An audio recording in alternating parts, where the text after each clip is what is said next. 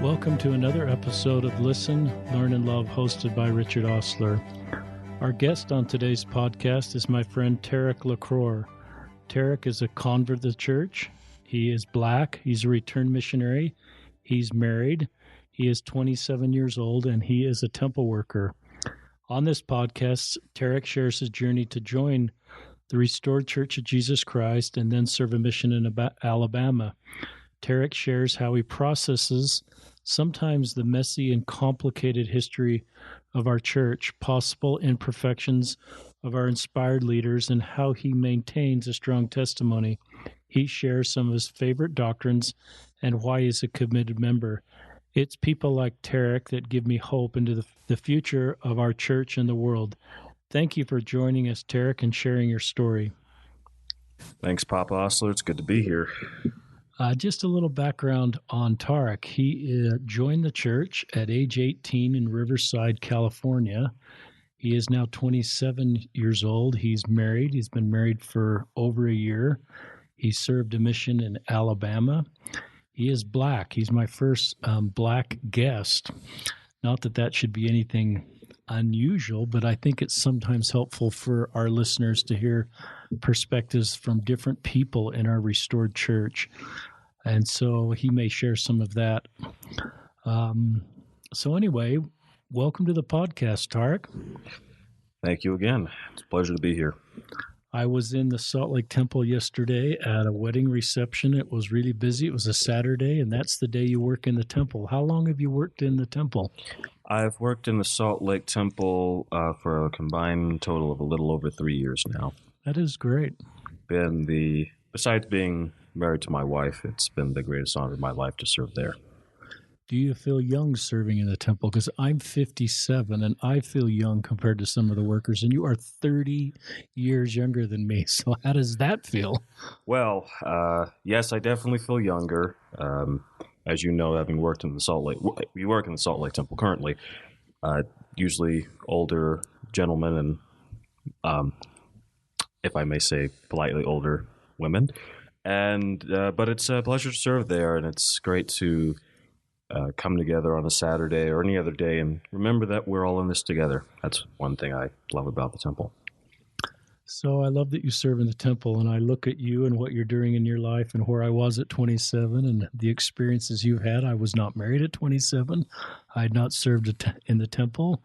I grew up in the church and didn't have the perspective you have as a convert. So you are a unique young man, and I think your story will help our listeners. So take us back to Riverside. You're 18 years old. You're in Riverside, California. How did you find the Mormon church, and what drew you to the church? Well, I'll have to start actually a little much younger than 18. That's the year I joined the church, but of course the story goes back further than that. So I was raised as a Protestant, not a non-denominational Christianity, which falls under the Protestant umbrella. And after you understand, I study philosophy and science, so I've always had a very curious mind. As Aristotle often pointed out, philosophy begins in wonder. So I was always wondering about things, even when I was a young kid. And I had a lot of questions when I was, even 5 years old about things like a universal flood, things like could all of humanity have really descended from two people? Is it possible that God is a person who doesn't have any form of a body, when it seems the scripture seems to imply that he does? There's lots of questions, I suppose. I was always giving my mom a hard time because she always thought I asked weird questions. They were just kind of philosophy of religion style questions I would learn later in my life. But so I was, I kept going to church when I was a kid because I had no choice, as you probably would have guessed. But I think, for different periods of my life, my belief fluctuated. I always believed in God and Jesus in some sense, but there were maybe when I was younger, there were some times I was maybe very agnostic about everything, and I was like, we would, this is going to be very different from the Mormon experience. When in the church I grew up, there's lots of, praise and worship. It's very loud. rambunctious, and I was very uncomfortable, all just to say the least. And I could tell from a young age, I just didn't believe that kind of a thing. So I didn't know where I was going to end up when I was older. But I remember when I was about 14 or 15, I can't remember which. It's during that time. I'm a voracious reader, and I was reading my set of encyclopedias. So I was reading from A to Z. So I was Wow.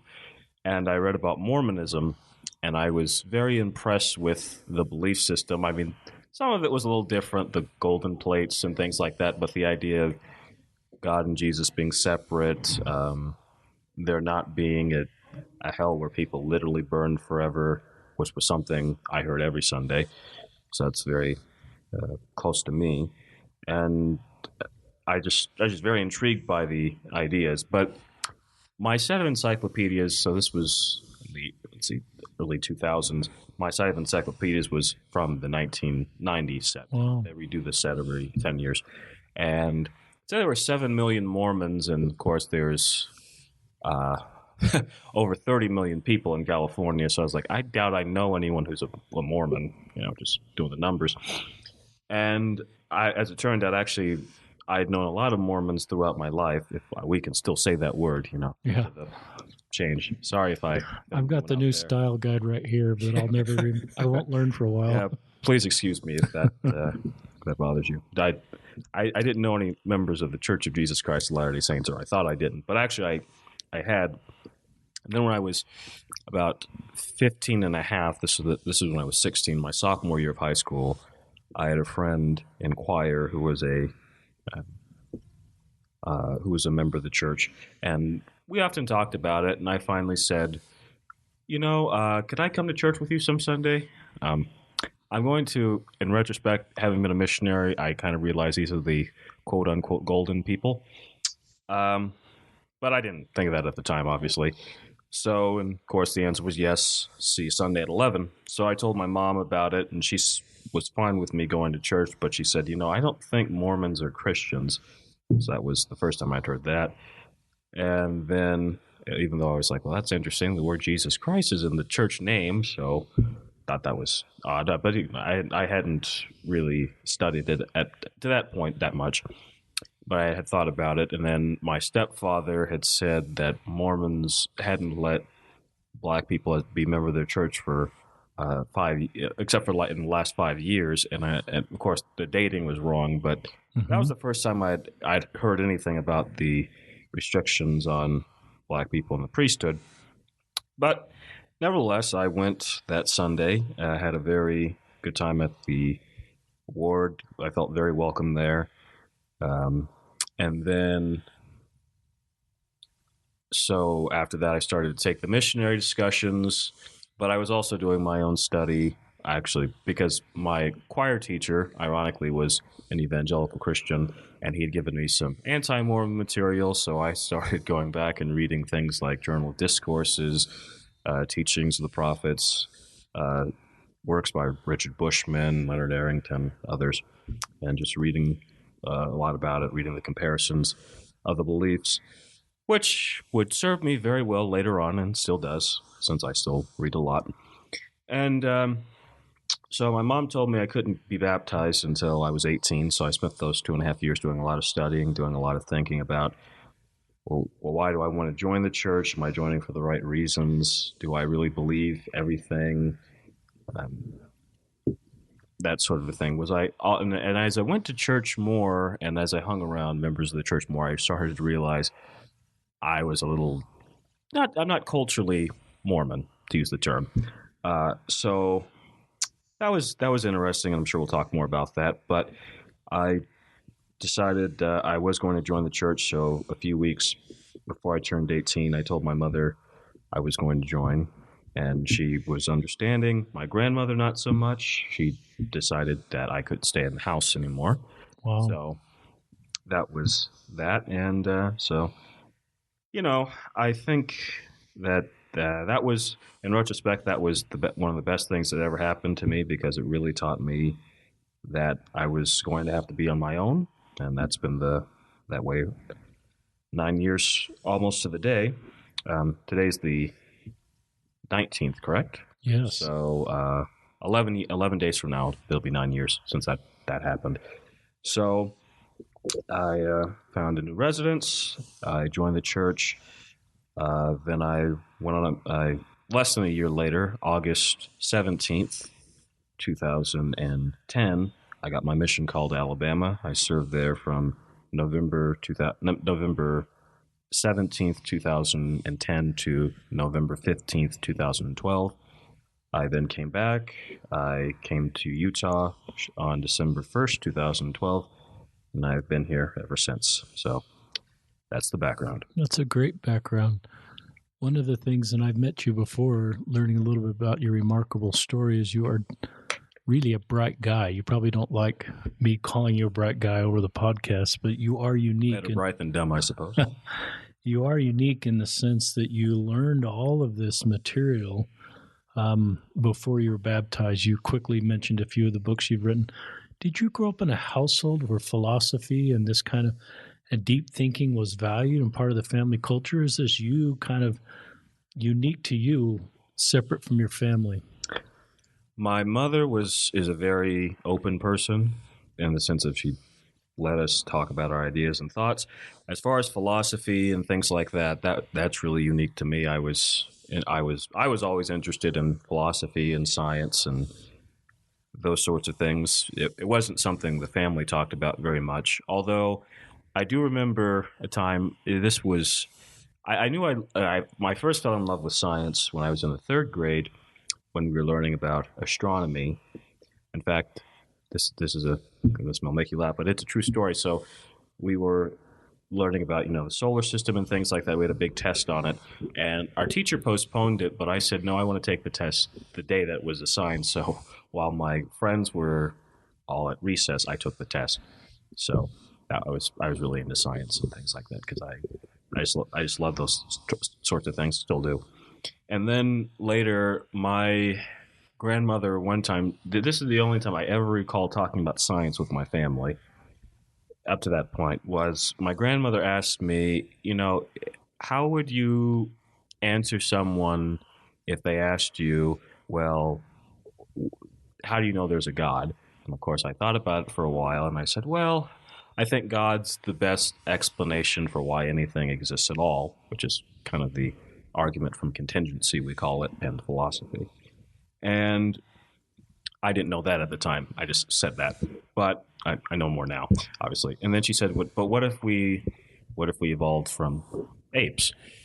That was her reply to that. And I said, well, I think that is what happened, but I don't see how that's in conflict. And she said, well, if you believe in evolution, you can't believe in God. That was the first time I had heard that. And then, of course, I read Mormon doctrine cover to cover and other works by Joseph Fielding Smith, and they were very anti-evolution. So I was under the impression I had to stop believing in evolution to join the church. So when I first joined the church, even though I kind of in the back of my head still believed in it, I was like, I guess I don't believe in it. I guess I can't believe in both. So that's another thing but on my mission, I kind of dropped that idea because I realized, no, that's not really the case. Believing in God and believing in science are perfectly fine. But to answer your first question, philosophy and theology and science were not something that were regular talks about the house. So let's go back to your baptism day. That was in Riverside, California. August 30th, 2009. I love the way you know these dates.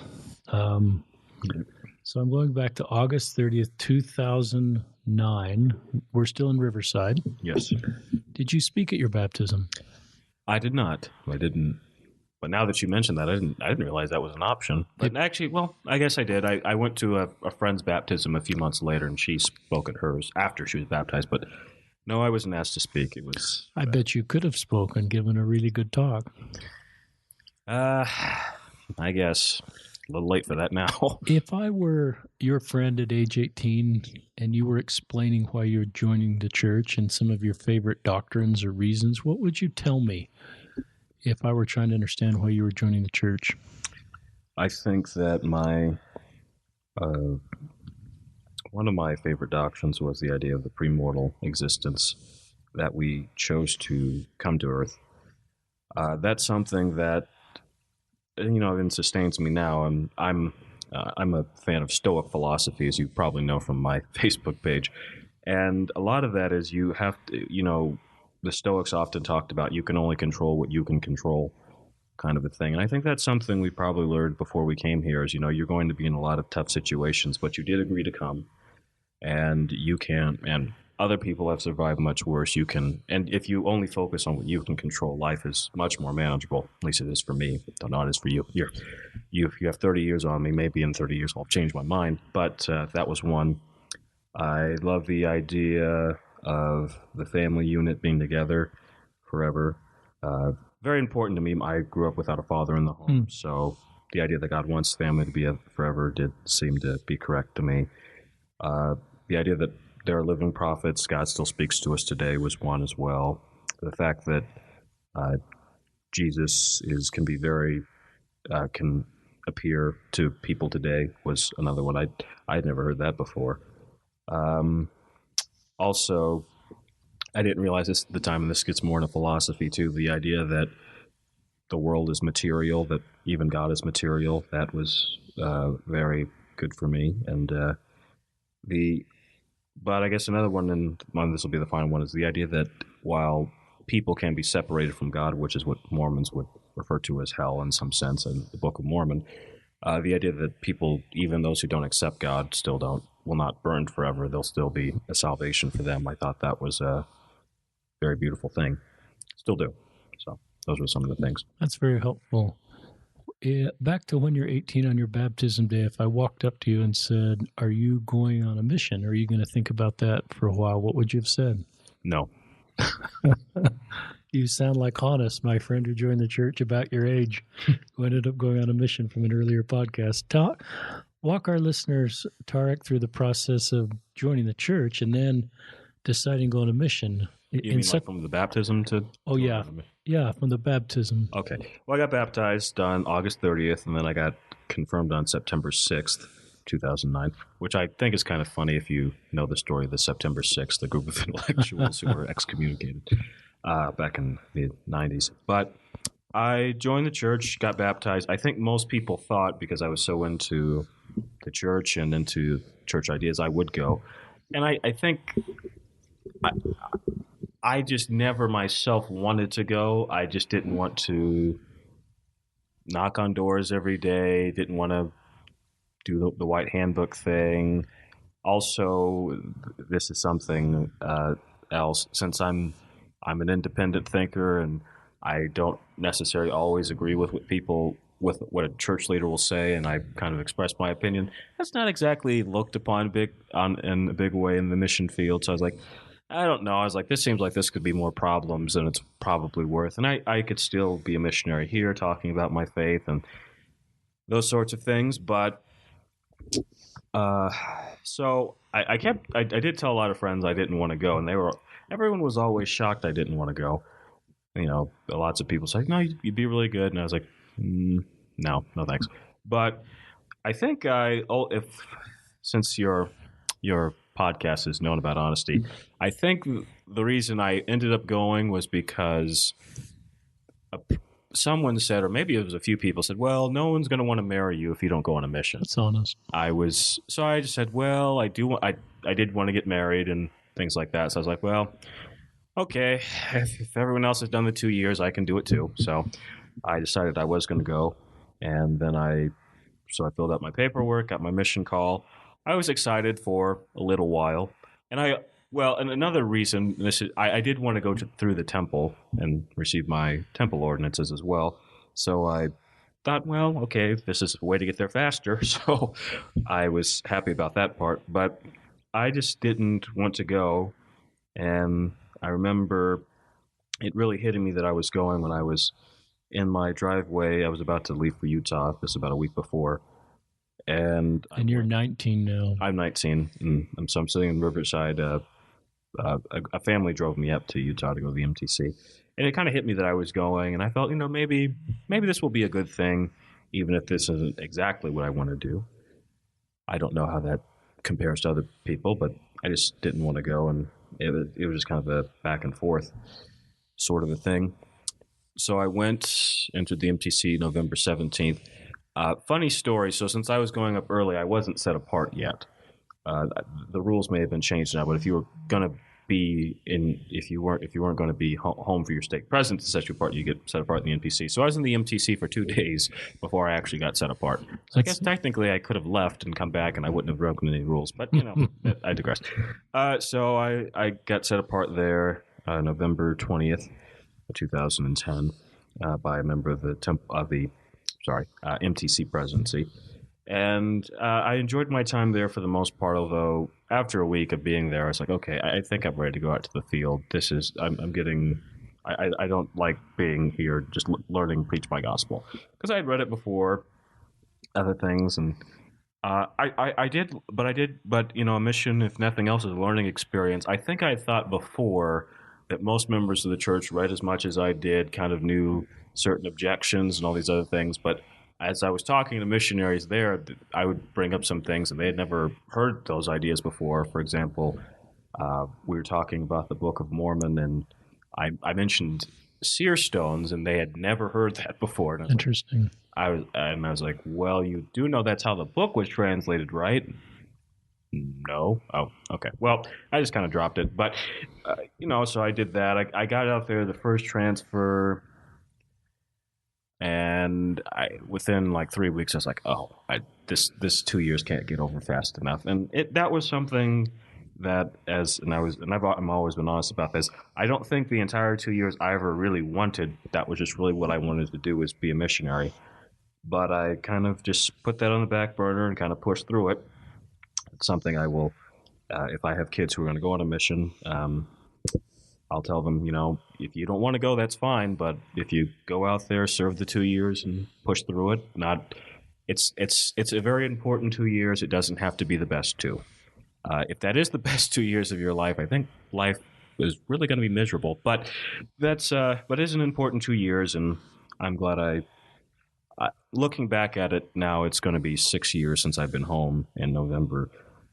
I'm very glad I served the mission, but at the time I did not want to go, and during the process I didn't always want to be there either. So that's really honest. And I love this line you just says, it doesn't have to be the best 2 years. I think that's setting real expectations for everybody, where people have different experiences, and I love this phrase, push through. Did I assume sometimes missionaries will say the first 6 months is the hardest, and after the first 6 months they sort of get in the groove, and some will say, well, kind of the whole 2 years I was doing the best I could, but I had to kind of push through the whole experience. Any thoughts on that? And then any specific people you reached that you kind of felt, because of the way you're wired and your understanding of church history and the complexity of our church at times, that you were a missionary that particularly connected with people that other missionaries couldn't? I think, going back to as far as people let's start with the first part of the question. So for me, the whole 2 years was like a roller coaster, up and down, up and down. I think I'd gotten into kind of a groove at 6 months, but then I was in a tripanionship with 2 other missionaries, and those 2 missionaries were sent home for, they did some things that would cost you your temple recommend. I'll leave it at that. And so I didn't do any of those things, but they were both sent home, and then I was put into another tripanionship, and then one of my companions, who had just recently come back from, he had went home and come back, he then said, Elder LaCour, can I tell you a secret? And I said, yeah, and I was falling asleep. Then he told me something he had done, and I said, I think you're going to need to call the mission president. So within a space of about 3 weeks, I'd had 3 companions sent home. And I was, and just for about another 4 months after that, I just couldn't get back into the groove of doing things. I mean, I was still working, still doing things. I wasn't finding any joy in the experience, even though we did baptize people. I did, my faith never wavered or anything like that, but it was just hard to be out there. But my mission president was a wonderful man, really put his arm around me and helped me through it. Richard Holzapfel. That's one of the best things about my mission was my mission president. He and I are still very good friends. And, I think that, you mentioned in your opening remarks that I'm a member of the church who happens to be black.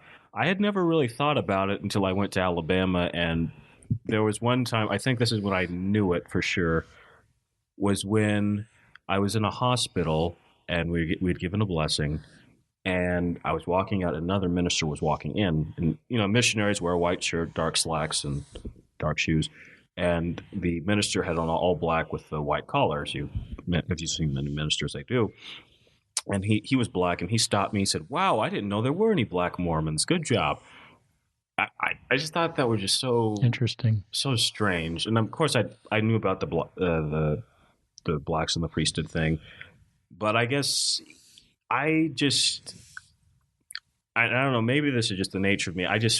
Race issues were never a big deal to me. I mean, I understood they existed, but they're like, well, that's not something I can control, not something to spend my whole life worrying about, sort of a thing. And, when I was on my mission, people did mention I was black and things like that. And I started to realize, being a member of the church that's black is going to be a little distinctive, at least for a while. So that was something. But we did baptize a number of black people in my mission. And I'm grateful for that, to know that we're making the stereotype less stereotypical. So that was one, but it was, for me, it was mostly up and down. For some people, it really is the best 2 years. It wasn't for me. I think, since I've been home, life has been better for me. I love my mission. You could not pay me enough money to go back. That's really honest. You're very honest. Talk about, if you had, let's just pretend you've got a couple sons around the table right now. Or potentially daughters. And daughters, good point. And they're saying, Dad, tell me what made you, going on a mission, made you a better person? What attributes that you already had were developed, or new attributes, or why did it help you be a better person and help you in your life? A mission made me a better person because I think that prior to my mission, I was very selfish. I thought a lot about myself. So that's honest. Humility. When you get married, when you have friends and other things, you realize you're not the center of the world. And it's not that I was overly arrogant, but I worried about me a lot. Maybe that was because I'd been kicked out and I'd had to worry more about that, but I didn't. And I hadn't really noticed it until it was, I had to really worry about other people. That's important. Jesus said, the person who loses their life will find it. And I found on my mission and through my marriage, that's very true, that you really find the joys of life when you don't worry about you all the time, when you worry about other people, and a mission is a good way of doing that. I think that I realized that I could accept and I knew this anyway, I could accept different viewpoints from my own, since I had many, many companions, but I'm still friends with all of them. They're all very different from me. I learned that even if I disagreed with my leaders, I still sustained them and respected them. I learned that everyone's testimony and why they're committed to the gospel is different, and it doesn't have to be the same for everyone. I mean, for me, having a testimony is partially a spiritual thing, but it's very much an intellectual thing as well. For some people, it's the other way around. That's interesting, and that's okay.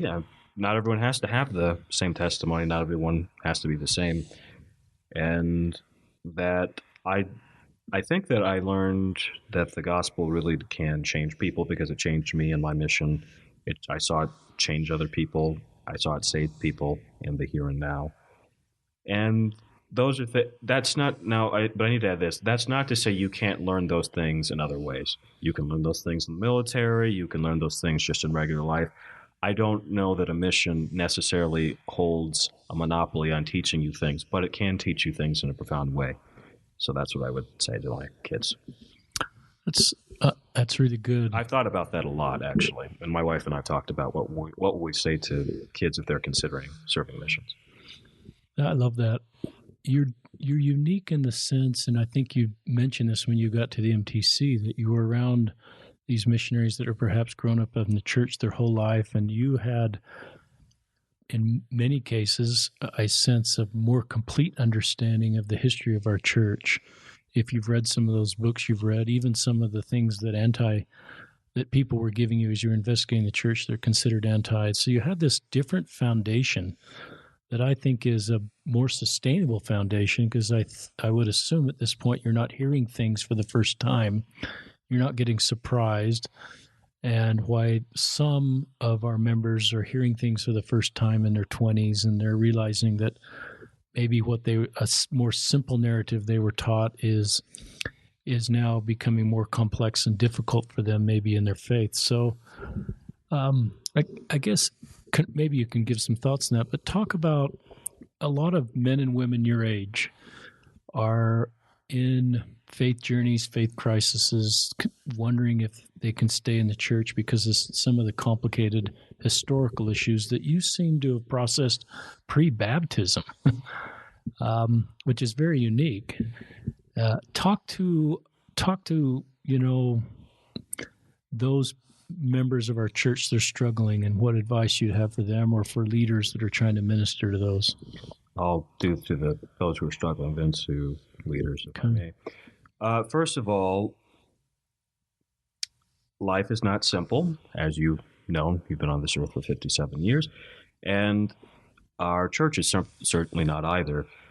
There are real issues that have happened that members aren't aware of, which always has surprised me. And then they wonder, as you mentioned, how can I stay in the church if I didn't know that? I think that you can stay in the church going through those issues, whether it be your podcast is very prominent for LGBT issues. That's a very big one with my generation, but also issues with the translation of the Book of Mormon, plural marriage, ideas that were talked about in the early days of the church that aren't talked about now. There are lots of things out there, but they can all be reconciled. I think if you remember that, and I maybe I'll sound like a broken record, but God can only work through imperfect people, because imperfect people are all that exist. We also have to remember that presence of the church. This is something that Richard Bushman talks about in the early page, and it's actually before he actually gets into the book. He talks about how Joseph Smith didn't present himself as being perfect. His mistakes were in full view, and he just didn't make any attempt to. He told them, don't expect perfection. There's actually let me tell this story. I think might help your listeners. Joseph Smith, when the Saints were in the Kirtland area, he went down to the Maid of Iowa when Saints were coming across. Actually, this might have been Nauvoo. I'm not sure, but he dressed in some very bad clothing, and he went down to where the Saints were coming from England. And he went up to a man and he said, "Why are you here?" And he said, "Well, I joined the Mormon Church." It was the Mormon Church back then. And then he said, Joseph Smith said, "So what do you know about Joseph Smith?" And he said, "I know he's a prophet of God." And then Joseph said, "Well, what if I told you I'm Joseph Smith?" And then he said, "Well, if you say you're Joseph Smith, then you're a prophet of God." And Joseph smiled at him and said, "I am the prophet, but I want you to know that if you expect perfection, you need to get on the boat and go back to England." So we sometimes put leaders and prominent people on a pedestal, and it's not good to put anyone on a pedestal. It's just, whether they're your parents or anyone else, we've all made mistakes. We've all done things that were wrong. And another thing too, it's okay to believe that church leaders did things that were very, very wrong. And I'm sure that they would come back and say, if I could do it over again, I wouldn't have done that, or I would have said this differently. And that's okay. You don't have to believe, you have to believe that prophets are fallible. And sometimes you have to be able to say, and this is a fallibility. For example, for me, I didn't understand this until I was married, but as you know, Joseph Smith practiced plural marriage. And Emma did not know for a number of years while he was doing that. To me, I love Joseph Smith. I really do. But I think it was very wrong of him not to tell Emma first. So, but I still can believe Joseph Smith was a prophet, even though I really don't like that he did that. It's okay just to say, this is how I feel about that issue, and we as members of the church have to, as I said earlier, be okay with different points of view. For some people, what presidents of the church and leaders have done is not that big of a deal. For other people, it's a very big deal, and we have to be open to both. But there's a place for, I do believe, as then President Uchtdorf said, no matter what you believe, there's a place for you in the church. I really do believe that. Although I will add this caveat, sometimes it's okay to leave.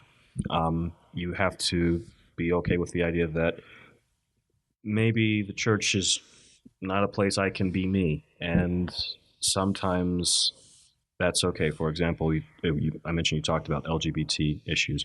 If the idea is either I can stay a member of the church and I'll commit suicide, or I can leave and I can live a happy life, I'm going to have to say I really hope you choose the latter. If you just can't believe in certain things in the church, maybe it may be best for you to leave for a while and maybe come back later. Obviously, I do believe this is the true Church of Jesus Christ, and I can't see any reason I would leave. But I think that Jesus will understand at the end if people have to, because regardless, God loves you. That's the important thing. As far as leaders are concerned, I hope that they can be okay with people having different ideas. I mean, the church we're in now is not the church you grew up in with all the new information that's out there. And obviously we have to, they have to give the counsel as they think is best, but they, hope that they can just, respect people's agency. And if you have to leave. And I'm not encouraging people to leave. I'm just understanding people aren't bad people if they leave the church. I think that's something that people need to understand. It's, not everyone leaves because they just want to do bad things. It's maybe they leave because they just don't believe, and sometimes it is better to leave than to stay. It's just like being if I compare it to a marriage, you probably love this person in the beginning, but there are some points where it's better for both parties if you split up, and it may be that way with the church too. But I do think there are answers to questions. Faith is something, Alma refers to it as a seed, and as it grows, that means that, but the seed becomes a tree. There's a lot of change. Your faith is not meant to be static. Your faith is supposed to be something that is one thing when you're a child, another thing when you're a teenager, another thing when you're an adult. It always continues to, it has to be fed, it has to be nourished, and it has to change ultimately. And that's something that all faithful people need to know, is that faith should not be just static. It should be something that's always growing. And faith ought to be challenged. It shouldn't be something that you just believe just because, there's that song, I'm a Mormon and I just believe. I hope no Mormon is that kind of Mormon. It's like, there are good reasons to believe what you do, but that takes effort, it takes study, it takes lots of thought and reflection. So that's what I would say. It's very helpful. I wish I had heard what you just said about 5 years ago before I became a YSA bishop, and I was trying to navigate men and women your age as they were coming to terms with some of the difficult things in our church, and not really having a model or a paradigm to stay and believe.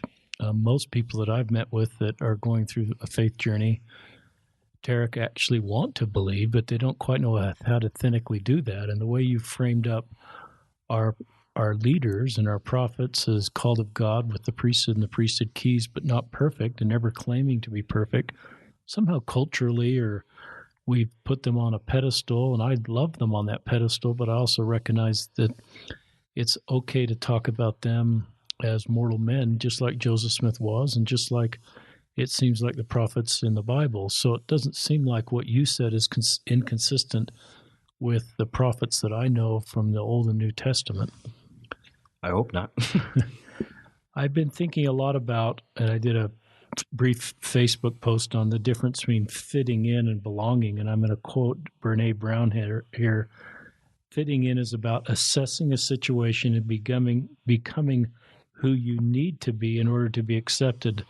Belonging, on the other hand, doesn't require us to change who we are. It requires us to be who we are. So I listen to the way you talk, and I think I want someone like you to feel like they belong in the church, just the way you are. I don't want you to have to fit in. I don't want you to become a round peg needing to fit into a round hole and somehow changing how you feel inside to fit into some sort of normalized testimony or normalized narrative or normalized sort of way of seeing, because then I think we lose you. And we lose all the square pegs that might not just have the same kind of testimony that, is sort of the I know the church is true with every fiber of my being testimony. You may have that same kind of testimony. I think you do because you just shared, your belief in the church. But I love where you are, and I love the example that gives to others, especially in your age group, that can say, I can do what you just said. That works for me. I can believe and stay. Other thoughts on this? It was in 2017 that I think it was Pew Research showed that over a quarter of Americans had not read a book in the past year. I think that part of the reason we have part of these faith crises among my generation is my generation does not read as much. And I will say this: can your questions be answered? Yes, but they can't be answered in one sentence. Complicated things, for example, if you want to really understand how evolution works in biology, we can give you a sentence answer, but it's not going to be adequate. There's lots of other questions and other hypotheses we have to bring in. So I would probably direct you, say, here, read this book. This will explain lots of the things that you may have questions about. And we have to be comfortable with the idea that, okay, you might start with the gospel topics essays, but you might need to read full book texts like Rough Stone Rolling about Joseph Smith. For Brigham Young, John Turner's biography, Brigham Young, Pioneer Prophet. That's a very good showing that a man can be very inspired. And John Turner is actually not a member of the church, but I think he presents a view that shows, Brigham Young had a lot of problems, still very an inspired man. John Turner is a Christian, but he's not a member of the church.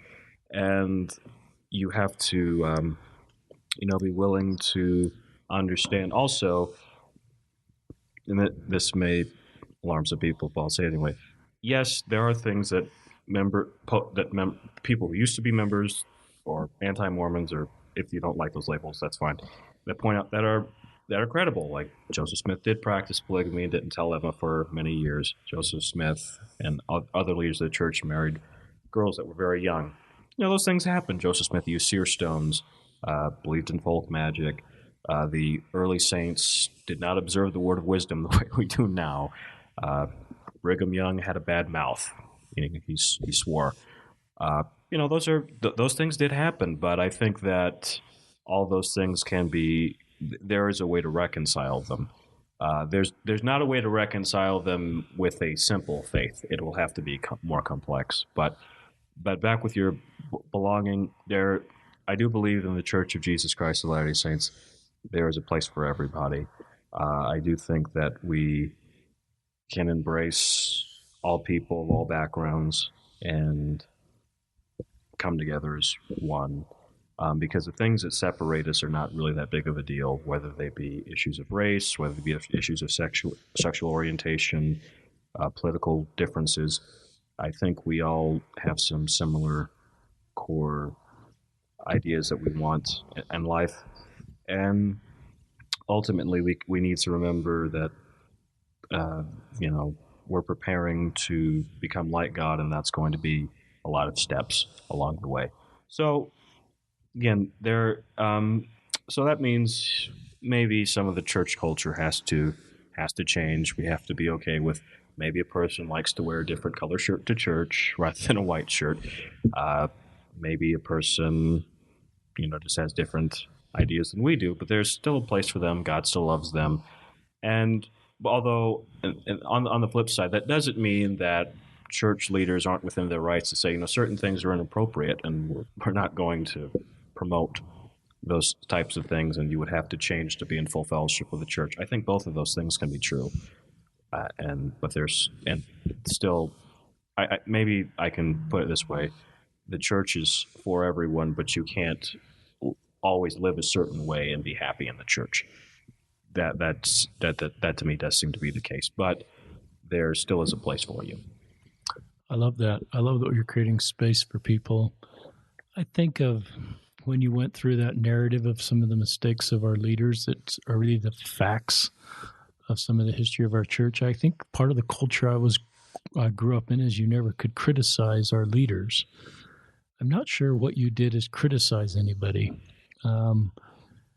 So I would not term you going through the facts of the history of our church as criticizing our leaders versus just expressing facts and recognizing that prophets of the Old Testament, the New Testament, and current prophets are not perfect. And we can recognize that. We don't maybe seek out for their mistakes or exploit them or try to use them in a manipulative way, but the way you just did that was comfortable for me. I'm not sure I would have been comfortable with that 5 years ago. And it's, I think, helpful for our listeners to know where...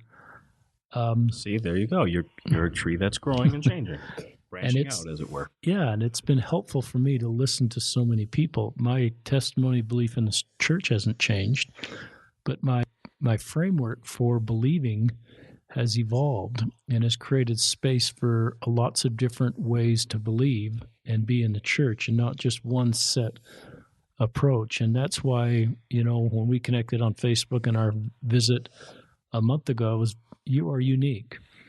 And I love the uniqueness of your testimony. I love the uniqueness of your life story and perspective. I love your intellectual horsepower is what I'd call it, and this bright mind that you have that wants to read and learn and understand. And that is a great example for many of our members that are wired the same way as you. And sometimes we don't give credibility to the type of things that you're learning and an intellectual foundation of the church. And I love where you said some people, their testimonies may be more from their heart, and some is more from their mind. And I think both are wonderful. And I think that's part of the idea of belonging is we don't sort of have one kind of testimony. And yours is coming from a little different perspective than mine and some of our members. But on the other hand, there are members that are wired like you that wonder, are there people like me in the church? And so I think that's where you have a wonderful voice and example. I don't know if you want to comment on that, Tarik, but you also have a hashtag that you use on social media, hashtag trust the process. I think that's what it is. Talk to us about that hashtag. Joel Embiid, he's a center for the 76ers. He took that slogan from another member of the 76ers and he used it, and I use it myself now, of course, for different reasons. But I think that everything that happens, and does everything in life happen for a predetermined reason? No, not necessarily, but I do think that everything that happens in life can teach you something. I think that life is a process, and you have to keep going with it and not give up. You have to trust that you can overcome whatever struggle you're in, and you have to and if you do believe in God, that there's a reason for why you're going through what you're going through. That doesn't mean everything happens just set for a reason, or that God is always testing you. I think that's the wrong way to frame it. But life is a process. Just trust that you can get through it, because lots of people have been through worse and they seem to have come out just fine. So trust the process. I love that. It kind of brings hope, and it seems like you did that through your mission as you worked through and made that work. Even the MTC, when you got there at first and you said, maybe I'd like to go home. So I love the way you're just honest and real, and there's a lot of hope in that. We're coming to the end. There's a couple questions in my mind that I'd like to finish with, and maybe unless you have other comments you want to offer our listeners, talk about how you handled and I guess it was while you're investigating the church, the 1978 revelation extending the priesthood to everybody and realizing that black members of our church did not have the priesthood. How did you navigate that? That was again a roller coaster for a while. I think when I was investigating, it didn't bother me as much, although I did notice that before 1978, people talked about lots of reasons for the ban and things like that. They just talked about the ban in general a lot more than they did post ban. I don't think a general conference talk ever addressed the ban after Interesting. 1978. So I thought that was interesting. Again, I always have approached that as this whole. I think this is an important thing for your listeners to know, and maybe this will help some. I've always approached that as a second order question. This is only to me a relevant question if the church has priesthood to begin with. If it doesn't have priesthood, then it's Wow. not restricting it from anybody because it doesn't have any to give. So it's like, well, if it has priesthood, then this is interesting. If it doesn't, it doesn't. So that's how it's been for me. Other people may think of that differently, and that's fine, as we talked about in this podcast. But it didn't bother me for a long time. Then for about a year in 2013. I don't know why. It really bothered me, and I just kind of lashed out about it a few times.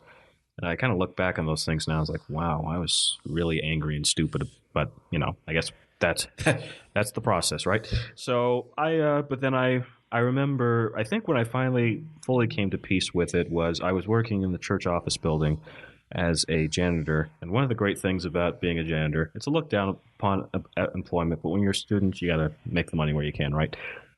Is that, you get a lot of time to think. And I remember I read the Gospels. I was reading in the Gospel, I don't remember which one, where Jesus is being crucified and he kind of forgives the people who are crucifying him. And I'd read that many times, and I always thought, like, it's pretty amazing that a man can forgive people who are literally killing him while it's happening. It just shocked me. Anyways, I put it down, and I was cleaning up later, and then I thought to myself, well, if Jesus can forgive the people who are killing him, can't you forgive President Young for his statements and other presidents of the church who've made similar statements? And isn't that the right thing to do? And I thought to myself, yeah, it kind of is. And after that, I just forgave and I let it go. And I think we were friends at the time on Facebook at the B1 celebration. Yes. I said before the celebration, I said, I hope that black people can forgive leaders of the church and members for the racist past, because at the end of the day, that's what we control. We control if we forgive what has happened. And I remember someone said forgiveness is a cheap way out or something like that. Well, to the world it might seem that way, or to the non-Christian, but I think that Christianity, whether it's Mormon Christianity, Catholicism, or whatever, is a big part of that is forgiveness. And we have to forgive what happened, because that's the only way people can really heal, is if they realize this happened, mistakes were made, and we have to admit that the mistakes did happen, but forgive the people and move on. I think that's very important to do. So at least it's been for me. But as I said earlier, there's a place for black members of the church. We need them just as much as we need everybody else. So have you felt racism in our church currently and I don't know what examples that would be, where your voice isn't as valued or respected or as heard, or have you not felt that? I don't believe I've been subject to racism during my time in the church. But as I said earlier, I do think that maybe sometimes members of the church don't understand how painful it is for black members and black investigators to realize, what was said in the past. And maybe we have to be more sympathetic to people who are struggling with that issue, and also non-black people who struggle with the racism. Because even in 2018, racism is still very much out there, and it may never go away. It may subside, but it may never fully go away. And we have to. This is why we can't forget what happened in the past. We have to, as the Book of Mormon said, we write these things so you'll be wiser than we were. We have to remember our history. We can't forget what happened, so we don't make and slip into similar mistakes. That's all I would say. I think I've been treated very well as a member of the church, and I've always felt welcome, and I've been blessed to have lots of good. And this is something I've thought about as I've gotten older. I've been blessed to have lots of good priesthood leaders around me. My mission president, my current bishop, my current stake president, and President Wixom, who is our temple president. He's also been a wonderful mentor to me, and has always been loving. So that's as Forrest Gump would say. That's all I have to say about that. Well said. Thank you. Let's close with two things. I want to talk to our listeners about the temple. It sounds like you wanted to go to the temple and receive your endowment as a new member, and now you're working in the temple and you're really at a busy time of life. I'm thinking most men at your age are pretty busy with all that they've got going on. But I'm still pretty busy. Here you are on Saturday. When I was 27, Saturday was a pretty sacred day to do stuff I wanted to do. And, just so our listeners know, I think that you start a prayer meeting at 10 o'clock in the morning and you get done about 4 p.m. So working the Salt Lake Temple is about a 6-hour deal plus commute. And so talk to our listeners about what you love about the temple and how that fits into your testimony of our church. I mentioned several times there's a place for everybody. The temple is a place where I can be reminded that we're all equal in the eyes of God. We all wear white. We all go through the same ordinances. We all make the same covenants. We all get the same blessings if we keep those covenants. I love the way, especially in the Salt Lake Temple, I love the symbolism. I love as you know, I think I can say this on the air, the Salt Lake Temple uses live actors to present the endowment. That to me is very moving because it reminds me that God, Jesus, and other people who are represented in the endowment are normal people that look like regular people. They don't have to look like the famous paintings or anything like that. I mean, I've never seen God or Jesus myself, but I assume that they're just normal people at the end of the day. And that's very moving to me. It's also moving as we present those parts, which I'm sure you and I have both done those. If you make a mistake, there's someone there to help you. Yeah. And there's just lots of beautiful things about the temple. The Salt Lake Temple especially means a lot to me because the 1978 revelation was received there. That's where I was married as well. That's where I've had some very spiritual experiences, both presenting and being a patron. And I just love being there. I hope that young people are able to go often when they can. It's helped me in my faith, and I can go there and I can feel. And I'm not a very touchy-feely person. Maybe you've gotten that vibe from listening to this podcast, but I can go there and I can feel close to God, and that's what's important. And I can also go there and remember that God loves us all, and we're all equal there, and we all have to go through the same thing ultimately. So that's great. Share any last thoughts you'd have for our listeners, especially those that are struggling to find their way in the church. Well, I'll repeat it again. There's a place for you.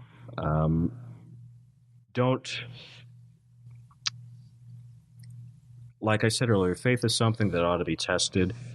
Always ask yourself whether you're on the scale of, Richard Dawkins in his book, The God Delusion, has a scale of, 1 is being absolutely certain there's no God, 7 is absolutely certain there's a God. We're probably all, there may be a few 7s in the church, I don't know, and there are some 1s out there, maybe in the church, although I think it odd if you really don't believe in God, why are you in the church? But that's another story altogether. We're probably all going to go up and down on that scale. And, we should always be asking ourselves, why do I believe this? Why do I do this? Do I really believe this is the right thing to do? And you should always be wrestling with, if you have a question, don't, just keep pushing until you can get an answer. And if the answer isn't the one you wanted, but you think that it's the one that's correct, then you have to go with that. And that will make, and it seems to me that God values truth and honesty. So if you're just honest with yourself and you'll keep pushing through, you'll find your way through in the end. And I hope that people who are friends or have family members who are struggling with their faith, I hope that they reach out to them and realize, my love and friendship for you has nothing to do with what your belief or not lack of belief happens to be. It's I love you for who you are, and God loves you for who you are. So that's that. That's all I would say. And also maybe just realize maybe if you haven't been through a faith crisis yourself, that's very, very common. Not just in our church, but in any church. When new ideas are presented to you and you have to think through them, you're going to have to really wrestle with things, and that's fully okay. It's something you should do, I think. Thank you, Tarik LaCour, for a great podcast. It's men and women of your age that have a different level of maturity than I had that, to me, give me great hope in the future of our church and the future of society. I'm very impressed with you, this podcast, and the time I met you earlier. I can see you doing so many wonderful things in the church with this foundation, but your ability to reach, minister, and to serve all areas of our church. I look at Christ and where he spent most of his ministry with those that felt the most marginalized by society, whose society says they weren't worthy of company. And I look at men and women like you that are wired to see them and to bring them in and meet them where they are and say there's a place for them. So I have great hope when I meet somebody like you. I admire your testimony. I admire your intellectual abilities. I admire your love for everybody, even people that have stepped away. I think that's a sign of spiritual maturity. So thank you, Tarik, for joining us. Thank you for having me. Thank you for joining us in another episode of Listen, Learn, and Love.